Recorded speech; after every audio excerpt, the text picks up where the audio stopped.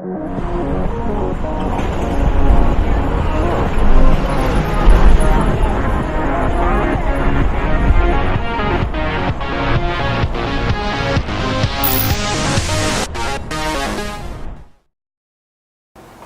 what's up everybody? How's it going? Hope you guys are all having a great weekend. Thanks for joining me for another episode of the House of Salt, the show where we talk about video games, game design, and the games industry as a whole. I'm Bao, and today we're going to be going over a requested topic that I got through Twitter, which just so happens to be a continuation from one of our previous episodes. So let's talk about gameplay balancing and focus testing. And yes, as always, the thoughts and ideas expressed here are my own and do not represent those of my company. Cool? Let's go.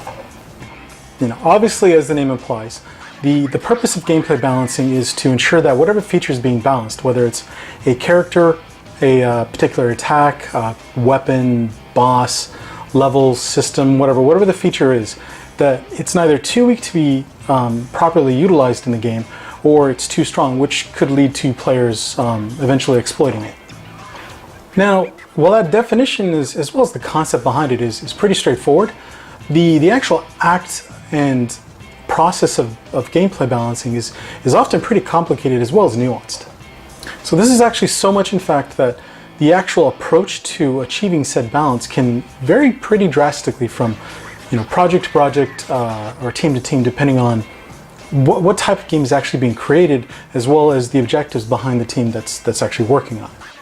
And just so you know, the act of balancing itself is actually an ongoing process throughout the project. It's not really just like a one-off thing and you're done with it, but something that is constantly being reevaluated and considered as more features come online and the game is constantly evolving. So that being said, the initial starting point for the balancing of pretty much most features is fairly consistent and is usually handled by whoever is actually implementing whatever the feature is. So this is actually due to the fact that the first pass implementation of a feature will usually include some pretty solid balancing values in order for it to be considered complete.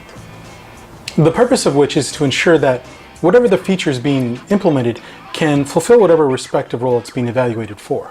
Shut up and sit down. After first pass implementation is done, however, there can actually be any number of follow-up adjustments or balancing passes done to pretty much any feature in a game. So this is due to the fact that the project itself will often be a constantly changing and evolving thing in and of itself. And as such, when new factors are added to the formula or adjustments have been made or something, even though those initial balancing numbers were agreed upon or were working fine, that may no longer be the case later on in the project. So I'll give you a quick little example. So say one of the NPCs that you were working on has a specific set of stats and abilities that was balanced to pose a kind of a moderate challenge to the player early on in the game.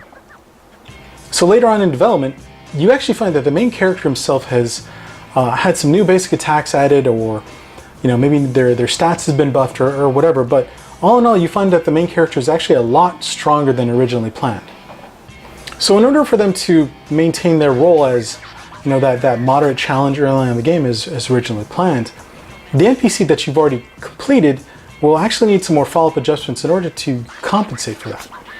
Now, in a best case scenario, you may only need to update some of the NPC stats or make some tweaks to their attacks or something in order to return them to that required status or threat level.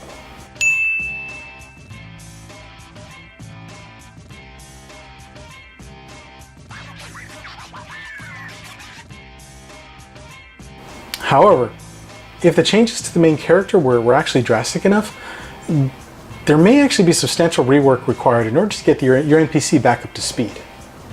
So this concept of rebalancing and making adjustments accordingly gets even more crazier and even more convoluted when you're discussing multiplayer titles, especially competitive ones. Now oftentimes, after the initial balancing pass has been completed, as well as whatever subsequent follow-ups are required, and depending on the scope of the project, the finalization and follow-up for balancing passes will often be completed by like a smaller subgroup of designers, and sometimes possibly even a single designer themselves. The purpose of which is to ensure that whoever is actually involved in the process of balancing at the very end is able to maintain focus and ensure consistency with the numbers.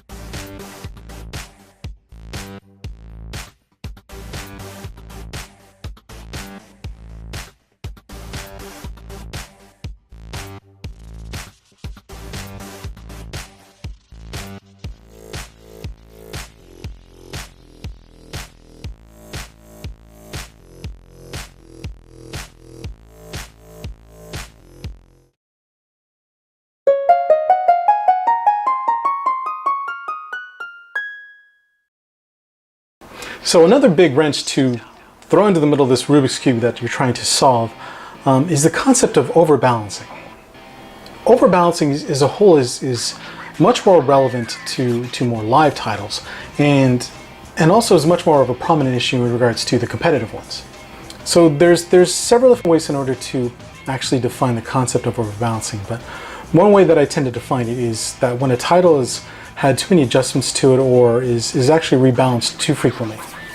Now, of course, some will ask, what's wrong with balancing the game, or, don't you want a game to be balanced? And, which are actually fair questions in their own respective ways. But gameplay balance is actually much more nuanced to that, like especially with regards to live titles. So obviously, before a game is made available to the public, you do want to make sure that it's as balanced as possible. Otherwise it may affect the initial impression of the title. However, for live titles, after the initial launch is done, it's actually a better idea to keep, the adjustments minor and relegated to crucial updates, or obviously broken features or unintended interactions. So this allows for players to learn, explore, adapt, and adjust accordingly, and also allows for the meta of the game to, evolve naturally. But, constant updates and rebalancing can actually shift things around so wildly that you lose consistency with the title, and players will often have to relearn elements of the game in order to compensate for that. Though, which honestly could be a good thing if you're putting out like a sequel or adding some DLC to mix things up, or possibly even like a season change or something, as these things can lead to keeping a title fresh and exciting.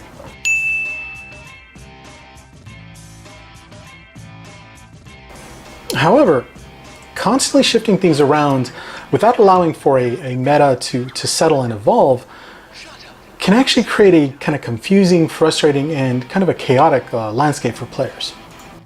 So one actually interesting thing that's becoming much more frequently utilized throughout the industry is the use of focus testing. Focus testing can actually be an amazing and useful tool to utilize for a number of different uses.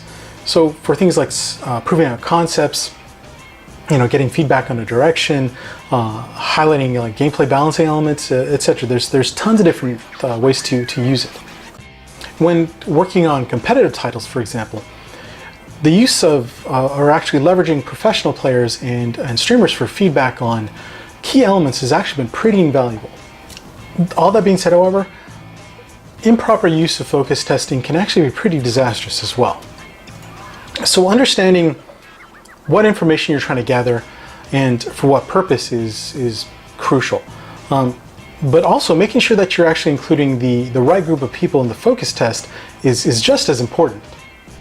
Having a disconnect anywhere throughout that process can lead to terribly incorrect, possibly misleading, or even completely unusable data for the team, which can be catastrophically damaging, especially if it happens at a company that relies heavily on focus testing. As important as the data gathered from these focus tests can be, and while it is still feedback, it is still just one of many elements to consider. And good decisions should be made with all of the equations in mind, not just one particular perspective. And maintaining the integrity of the design should always be a relevant point in the conversation. And trying to please every single person is just not realistic, which is why you tend to see companies go with more of a middle-of-the-road approach with regards to many different things, as this is an effort to reach the broadest audience. So one of the funny things about gameplay balancing is that how different it can be from not only genre to genre, but even from feature to feature.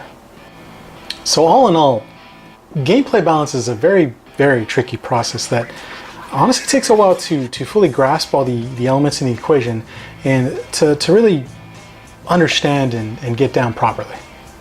Because trust me, nothing gets people as heated as the conversations about nerfs and buffs in a game that they fully enjoy and have spent countless hours on. Alright folks, thank you so much for joining me for this episode. I do believe it's actually going to be the last one that I do for this particular series for a bit, though there may be a bonus episode coming out if things work out. So in the meantime though, if you guys have other thoughts or ideas about some other videos that you might want to see on this channel, I'd love to hear more. And as always, thanks for cruising by and hanging out. We'll catch you later.